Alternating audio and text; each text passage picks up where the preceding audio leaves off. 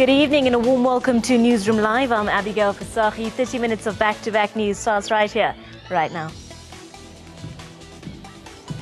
Grace Mugabe is still in the country, expected to attend the SADC Heads of State Summit in Pretoria.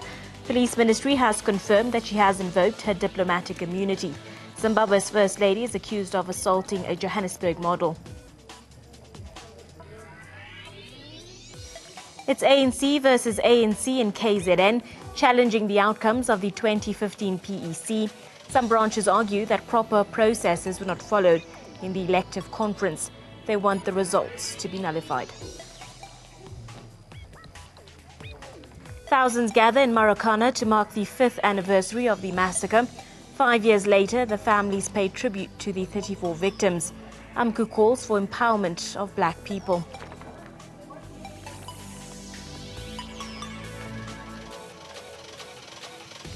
Your top story, Grace Mugabe is still in South Africa. This is according to the Ministry of Police. In a statement, the ministry says they are in contact with the suspect's lawyer. The ministry further said that the suspect's lawyers and her government representatives made verbal representations to the South African Police Service investigators that the suspect wished to invoke diplomatic immunity cover, and thus she changed her mind about the warning statement. The ministry says discussions with the suspect's lawyers and the Zimbabwean High Commission representatives are taking place to make sure that the suspect is processed through the legal system. Now, Grace Mugabe is wanted on charges of assault and failed to appear in the Randburg Magistrates Court yesterday. A 20-year-old model claims the Zimbabwean First Lady assaulted her with an extension cord on Sunday evening. Meanwhile, Robert Mugabe is expected to arrive in the country today to handle the matter involving his wife. Mugabe was due to attend the 37th SADC Summit in Pretoria this week. Well, joining us now live from the ANN7 newsroom is ANN7's Audrey Chimwanda. Good evening to you, Audrey. A lot happening around this story. Now we're hearing that Grace Mugabe wants to invoke that diplomatic immunity. Do we have any details around this?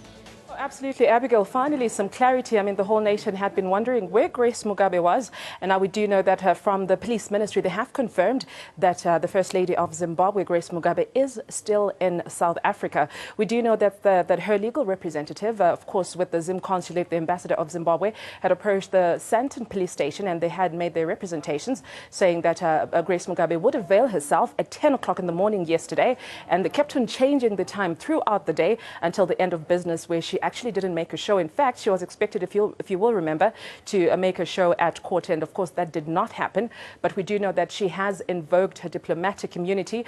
Of course, there's speculation whether she actually used a Zimbabwean passport when she came into South Africa, or if she used her diplomatic passport, because of course that will have a bearing on whether or not she can actually invoke her diplomatic immunity. And if at all she was here for business, we do know that she reports from the Zimbabwean government was that she had come to for medical purposes. Apparently, she had an accident a few weeks ago, and she was having problems with her foot, and she had come for that particular purpose. Of course, you know, Zimbabwe First Lady Grace Mugabe was born here in South Africa, in Benoni. Of course, that came into question whether she is a South African citizen or not. But of course, we do know that she is. She now is a Zimbabwean citizen, and she actually denounced her South African citizenship. With regards to Robert Mugabe, Audrey, there are reports suggesting that he is on his way to South Africa. Do we have any details with regards to whether or not he has arrived as yet? We do not know for sure if he has arrived, but I can confirm that from the Zimbabwean government as well, they had actually said this, I think, at the beginning of the week, that he would be here for the SADC meet, and this was a scheduled meeting from way before this incident happened. But we do understand that if he's had to come a day earlier to see if he can try and sort out this mess, as you can imagine, you know, the embarrassment that this can cause to the relationship between Zimbabwe and South Africa. And with regards to that relationship, Audrey, it's a very sensitive matter. Do you think that the government and the South African police will be tiptoeing around this matter because of those ties? You know, Abigail, yesterday I actually spoke to Brigadier Vishnu Naidu on the phone line, South African Police spokesperson, and I will say from my understanding, just from the way that he handled the matter, he was very cautious about even mentioning the First Lady's name, having been the suspect in this particular case. Of course, Police Minister Fikile Mbalula had in the morning actually divulged the name of the First Lady being the suspect in this matter. We do know that there's very close relationship, very close ties between President Robert Mugabe and, of course, President Jacob Zuma. That cannot be ignored. I think it'll be naive for anyone to think that this will be treated, as any other normal case. Of course, this is the First Lady that we're speaking of, and this obviously I think it will be treated a bit differently.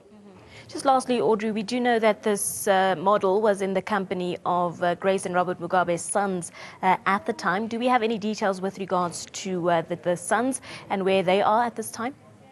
Well, we do know that the First Lady had mentioned a few weeks ago, I think at a rally, that, she's getting headaches from the sun, sleepless nights. Unfortunately, the sons have been reported to be, they're straight out of their teens in their early 20s, as boys would behave. They were stationed, relocated to Dubai a few months ago, and the First Lady had to relocate them to South Africa. They were once staying in one apartment, and they were actually booted out of their apartment because of misbehavior.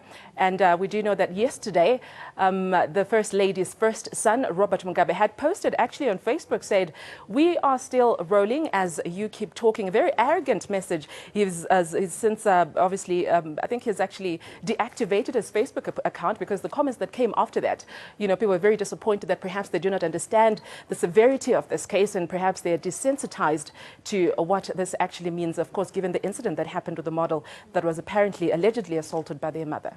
Indeed. Well, thank you very much, Audrey, for unpacking those details for us. That was ANN7's Audrey Chimwanda, just giving us the latest details with regards to the alleged assault on a 20-year-old model, allegedly at the hands of the First Lady of Zimbabwe, Grace Mugabe. We also have details and reports suggesting that Robert Mugabe is on his way to South Africa, having to turn around or move around some issues with regards to his appearance in the country in Pretoria later this week to handle the situation as well. But stay tuned to ANN7. We are going to keep you up to date with the latest details and developments in that regard.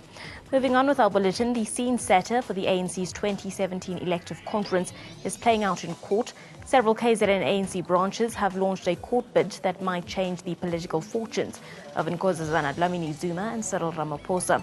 The KZN ANC conference, which saw Sihle Zikalala and Senzo Mchunu as provincial chairperson, is being contested in court. Several branches backing Mchunu allege that the proper processes were not followed, which saw Zikalala emerge as the winner. Several branches of the ANC and KZN want the Pietermaritzburg High Court to nullify the outcome of the 2015 provincial conference. The branches argue that preparations for the 2015 provincial conference were flawed. The court has heard how the results allegedly announced before the time and how the voters' roll allegedly went missing after the election. The verdict is expected to have an influence on who emerges as the next ANC leader come December. It is true that the applicants were aware that the conference was final, but the issue was that they were not aware that their complaints flowing from the conference had been finally resolved. This case is not about the finality of the conference. Everybody accepts that the conference was finally held. This case is about the irregularities that happened after the conference. So the issue of the delay only applies insofar as the irregularities are concerned. It has no bearing on whether the conference was final or not. First are the irregularities dealing with the termination of branch membership role. And we address under that topic two issues. First, what is referred to as the pre-audit stage of members of the branches in preparation for a conference. The case there being whether the branches were given access to the pre-audits before they were audited by the national, or were affirmed or confirmed by the conference. Well, here are some of the points of contention in this case. Complainants allege that the KZN conference was rescheduled without consulting branches, but the PEC says all preparations for the KZN conference were done by the book. It is also alleged that an appeal on the branch audit outcomes was still pending at the time. However, the PEC says complainants did not raise any irregularities during the conference. Another allegation is that the National ANC office delayed intervention as requested by KZN branches. But the PEC says the plaintiffs were aware that they had to launch an appeal within 180 days. Complainants allege that results were tweeted before the outcome was officially announced. But the PEC says there is no reason to doubt the results, as the election was conducted by an independent agency. Well, the proceedings so far are really nothing to worry about in our view, because the applicants are actually fighting a political case using technicalities. And the major question that they still need to respond to is that they are trying to draw a picture of illegitimate processes that led to an illegitimate conference. But the question that they must answer is why they participated in all these processes, which now they claim are illegitimate, up until the last day of the conference. Then you complain after that.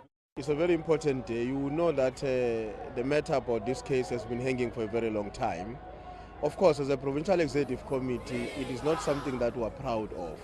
And I'm sure that our own view on this matter is shared by the majority of branches of the ANC.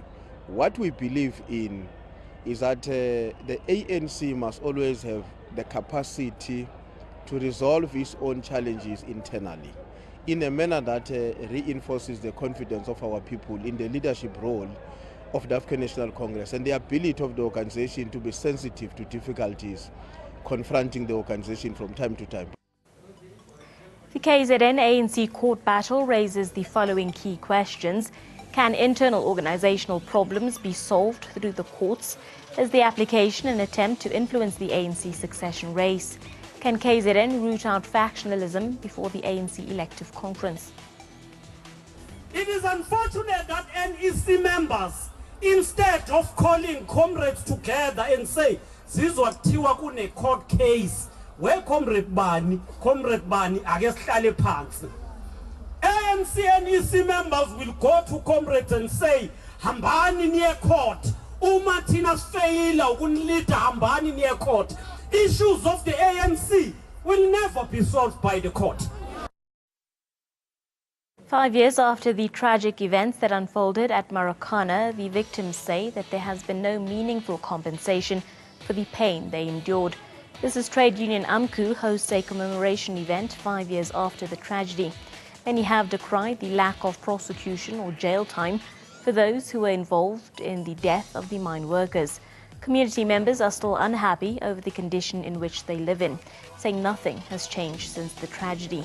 Meanwhile, Mining House Lonman has revealed plans to open a commemoration park in memory of the slain miners. The company has also revealed plans to upgrade hostels at Marikana. Those workers who assembled at this copy 5 years ago were the real pioneers of the quest for radical economic emancipation. As we seek to define it today, they sought to challenge the apartheid slave wage system that has characterized our labor market for a long time. In a profit-led economy model, this wage system is an anchor for monopoly capital and the root of the exploitation of workers. Why should black be empowered in their country of origin? The foreigners must be empowered by us, not us be empowered by foreign multinational. There is nothing different between June 16 and Sharpeville Day and Marikana Day. Workers, working class was killed by the government. Therefore, we must remember this day all over South Africa so that government does not repeat a similar mistake. This is something South Africa should never forget. What happened here 5 years ago deserves justice, and until justice is upon our people, we will not forgive. We won't move backwards. We still want the money. Our union, AMCO, is doing their best since 2012. The company does not want to do anything up to so far. It's only the union, the trade union, which is AMCO, that is trying to do something in their best to build the houses for those widows, and we as the workers, we are trying, but our hearts are sore. Nothing has changed, but we are not good with this thing because nobody's arrested. The one who commanded the people to shoot the people, justice must be done. Justice must be done. That is the only thing we are not fine about it. I would like to thank our president, Mr. Matunja, for the job well done for the loanmin employees, because his arrival meant a lot to our grievances. Kuba noko kuthe kwakufika ipresident Mr. Matunja kwaba khona utshintsho kwizinto ebesizikhalela singabasebenzi. An unauthorized taxi strike in Tshwane caused mayhem for commuters and business. This morning, the taxi drivers marched against Metro Police, issuing traffic fines which prevent them from renewing their driver's license documents. ANN7 reporter Nonhlanhla Jele has the details. Taxi drivers took to the streets demanding that ticket fines against them be scrapped, as they have done in Johannesburg and Durban. However, Roads and Transport MMC says what the taxi drivers are saying is incorrect, and anyone who breaks the rules of the road should be held accountable. Nothing was ever promised to anyone. The drivers approached us together with the owners and the leadership of the industry. They requested us to raise this matter at provincial level. Province said, let us consider a 50% discount. We then told them that this is what Province is considering. The drivers then immediately went up in arms, said 50% will never be good enough. They refused to accept that. They want every single amount, to the amount of 100%, scrapped off. So nothing has been promised to anyone, no negotiation has been concluded, and nothing has been signed. The drivers are marching today because they don't want to pay the infringements that they owe for breaking the law. Taxi drivers say these fines against them are unreasonable and should be directed to the taxi owners. We are being issued traffic fines that are very questionable in nature. Take, for instance, when we are dealing with traffic fines, we have traffic fines that actually belongs to the owners of the vehicle, which are, among others, the operational licenses. Drivers don't own vehicles. Therefore, they can't own operational licenses. The city says negotiations are still underway to resolve this matter, but taxi drivers say they won't afford to pay even half of what they owe.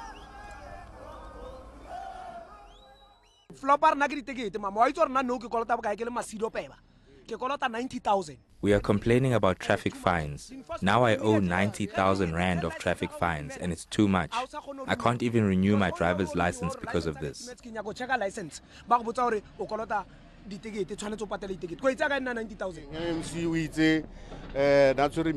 MEC negotiated that we should at least pay 50% of our fines, but we are resolute that we don't want to pay anything.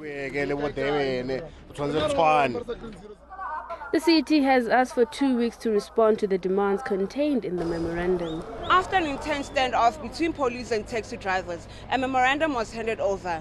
Taxi drivers have, however, vowed to return should their demands not be met. Nonhlanhla Jele, ANN7, Pretoria.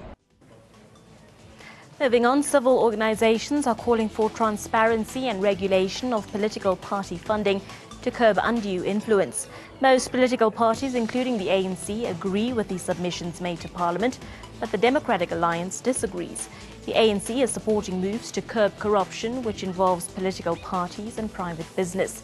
This involves regulating donations big business make to political parties in exchange for favours. Civil society organisations have made submissions to Parliament calling for greater transparency on political party funding. This, they argue, will reduce corporates' undue influence on structures of the state. However, the NGO's call did not get buy-in from the DA. The opposition party cited donors' need for confidentiality. This raises questions about the DA's stance on corruption, transparency and good governance. We believe that it will enhance transparency and create and remove this idea that has really become ingrained, that there is secrecy around it. However, our proposition is that there should be a limit in terms of the amount that the donor gives. And we feel we don't have the capacity as civil society to determine that, so we would like the Parliament or the committee to guide political parties on this proposal. We also feel that it's important that external companies and governments that do contribute towards political parties functioning also be made public, that we also know what's happening with who and for what. And especially where it's even companies, their subsidiaries. Here's what the Constitution provides on political party funding, and I quote, "To enhance multi-party democracy, national legislation must provide for the funding of political parties, participating in national and provincial legislatures on an equitable and proportional basis," unquote.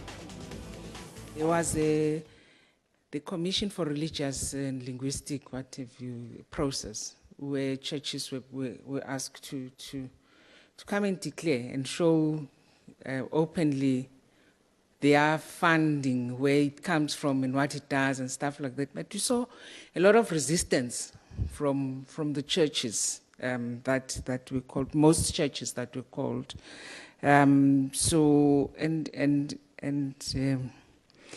South Africa being a religious country, I think the church should lead by example. There's a huge financial threshold to get over before you can get to Parliament, before you can then qualify for public funding. Now, you equally want to try and get away from the situation where you have, as you elegantly put it, a husband and wife and a fax machine. What you want to try and do is to get serious entrance to the political market, the opportunity to participate freely, while screening out people that are clearly doing this in order to get some money. Here's why political parties need to be transparent about funding. Private corporations and foreign benefactors can exert undue influence on government decisions. Donors' undue influence silences citizens' voices and compromises democracy and accountability. Political parties' fundraising efforts can compromise the credibility of democratic electoral processes as well. CRL Commission is currently in a legal battle with some prophets who have threatened their lives and soul of Commission over the investigations into their church's finances. Chairperson of the Commission has revealed that they have acquired additional security to safeguard their lives as commissioners. ANN7's Masichaba Dlamini attended the briefing and filed this report. The CRL Rights Commission chairperson is currently in a court battle with Pastor Paseka Mutwining, also known as Pastor Mporo. This is after termed threats on the personal life of the chairperson. She explains why she has taken a legal route. He accuses me of being corrupt. He accuses me of being a liar. He accuses me of bringing this institution into disrepute. But I think the worst insult, he accuses me of being in love with him. The Commission has outlined the legal processes they are currently in, emanating from the church's finances investigations. The lawyers are working on the case. We expect his lawyers to move the case forward. We've now reached a stage where we've asked our lawyers to move the case forward themselves.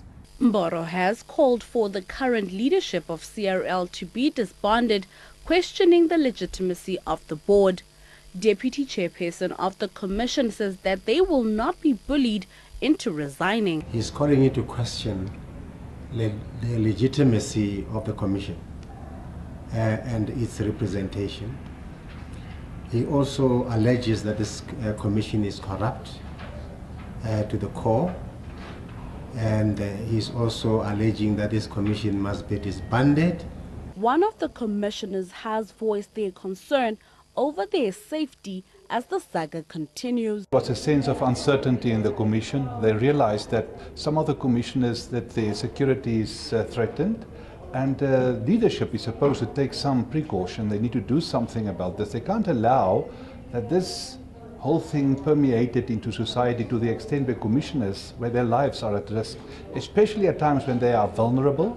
CRL says the recent threats have forced the Commission to beef up security, and that has resulted in additional financial costs for the Commission. Masichaba Dlamini, ANN7, Johannesburg. Moving on, new witnesses testifying in the Ahmed Timol inquest have created more doubt around the time of Timol's death. Former security branch policeman Seth Sons told the court that there was a commotion at John Foster Square around 4 p.m. when they arrived back after searching Timol's house. On arrival, people told him that someone had fallen through the window. This supports the police's report that Timol died in the afternoon. But some witnesses earlier testified that Timol died in the morning hours. Kan u onthou watter tyd van die dag was dit wat u by die huis van meneer Timol was? Die edele, toe ons daar van die kantoor af weg was, was dit die om en by etenstyd. Het kan rapsie na ete was ook edele. Kan u onthou hoe laat u aangekom het by John Foster Plein? Die edele, dit was hier om en by 4 uur of 'n rapsie na 4. Ek het opgemerk dat daar oproer was daar in die omgewing. En mense het gepraat van dat iemand uit die venster het geval. Well, that's a wrap-up of Newsroom Live for this evening. From myself, Abigail Fisachi, and the team, thank you very much for tuning in. We now leave you with a look at your weather report. Take care. Good night.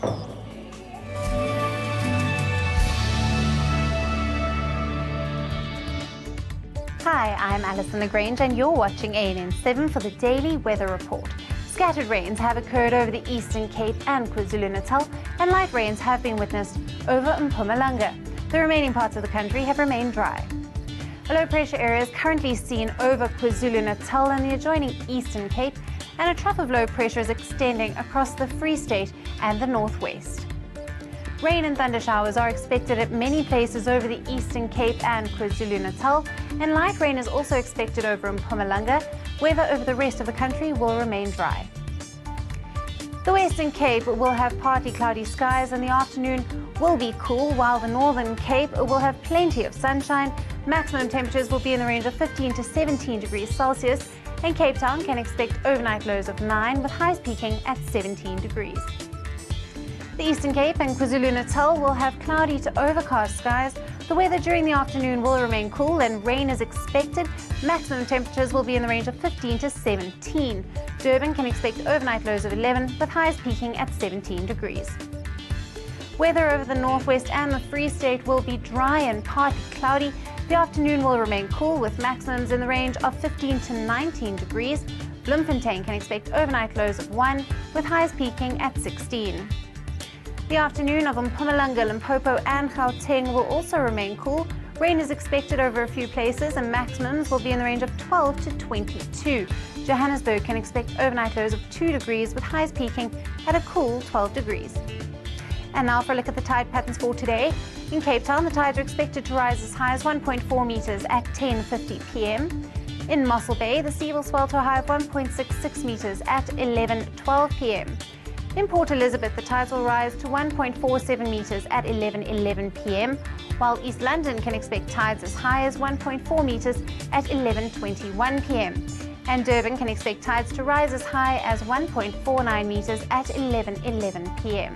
That's all we have for now. Thanks for tuning in to ANN7's Weather Report.